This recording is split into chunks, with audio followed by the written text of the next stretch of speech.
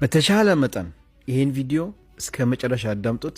ቪዲዮውን ላይክ በማድረግ ጀምሩ። እነርሱን የእግዚአብሔር ልጆች የሆኑ ዘንድ ስልጣን ሰጣቸው ይላል ጌታ ኢየሱስ ክርስቶስ። እና አንቺ ለምን በክርስቶስ ኢየሱስ አምነሽ የእግዚአብሔር ልጅ መሆን እየቻልሽ ባሪያ ካልሆንክ ይባላል? ይሄ እኮ እናንተ አላቋረጥም ብለሽ ብዬ ነበር፣ ግን ይቅርታ ስላቋረጥኩ።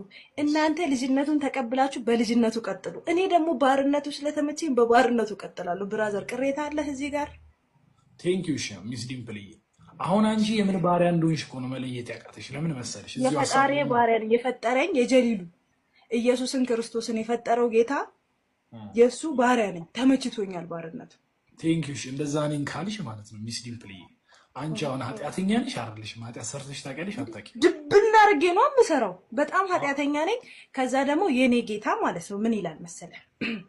እንግዲህ እውቀት ደረጃ እምነት ለማስተንተን እንደማይመጥን ነግሬሃለሁ።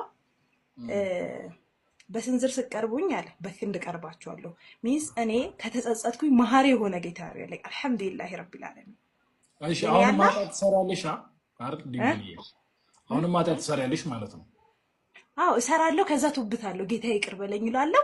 እሱ ደግሞ ከልቤ ከተጸጸትኩኝ እንደሚምረኝ ቃል ገባልኝ። በሚገርም ሁኔታ ነው ቃል ይገባል። ኃጢአተኛ ከሆነ ለዛ ኃጢአቱ ክፍያው ሞት ነው። ካልሞት በምንም አይነት ወይ ኃጢአቱ ሊሻር አይችልም። አሁን አንቺ እያልሽኝ ያለሽው ቁጭ ብለሽ አላህ ይቅር በለኝ ምናምን ስትይ ኃጢአትሽን እጥብ፣ ከዛ አሁንም ኃጢአት ትሰሪያለሽ፣ ከዛ አሁንም አይገርምም? ግን እኔ ጌታ የሚገርመው እኮ ይሄ ነው እንግዲህ ይታየክ። በቃ ልቅን ነው የምታየው እዚህ ጋር ነው።